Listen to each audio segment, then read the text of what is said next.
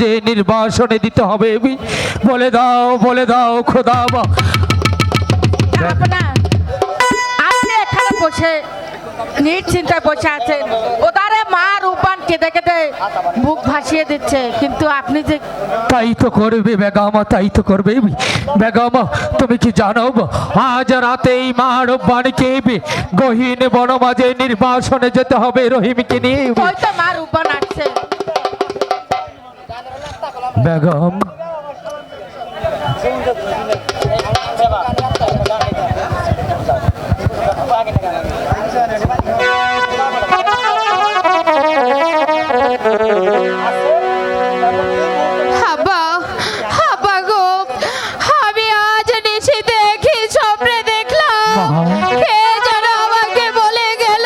বলে গেল নতুন পথে যেতে, কিন্তু ওই নতুন পথ কোনদিকে, আমি এখন কোথায় যাব আমি কিছুই ভেবে পাচ্ছি না। ওরে মা মারি, আজকের স্বপ্ন যে সত্যি জানিস, তোকে নতুন পথে যেতে হবে।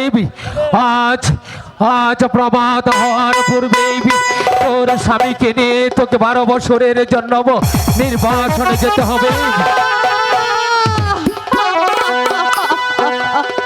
রূপধন কি বলছেন আব্বা গো? আমি এই 12 দিনের শিশুকে নিয়ে 12 বছরের জন্য যাব নির্বাসনে। মারি, তুই কি জানিস আজ যদি প্রভাত হওয়ার পূর্বে তুই নির্বাসনে না যাস, তাহলে আমি হারাবো আমার পুত্রকে, আর তুই হারাবি তোর স্বামীকে। ওই বিধির লিখন আমার এই 12 বছরের স্বামীকে নিয়ে ওই বনবাসে যেতে হবে। আমি তাই যাবো আব্বা গো। আপনারা আমাকে হাসি মুখে বিদায় দিন, আমি যেন ভালোই ফিরে আসতে পারি।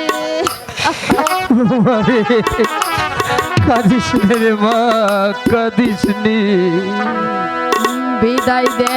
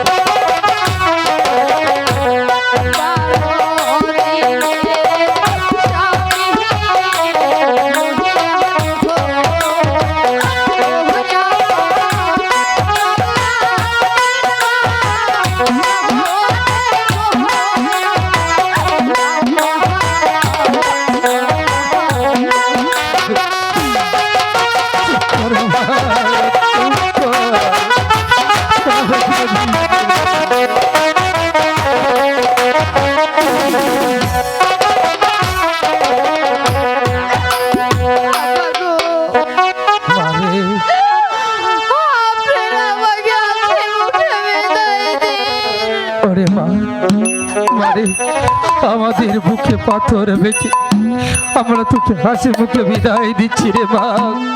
আর বিলম্ব করিস নি, ওই দেখে ভোর হয়ে আসছে, প্রভাত হওয়ার পূর্বেই তোকে যে প্রাসাদ ত্যাগ করতে হবে রে মা।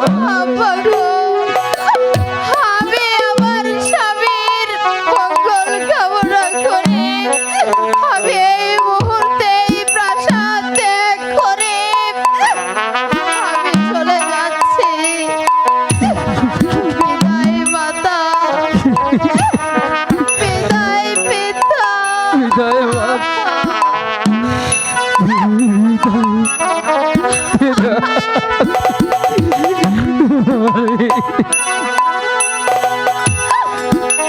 আব্বা গো। মারে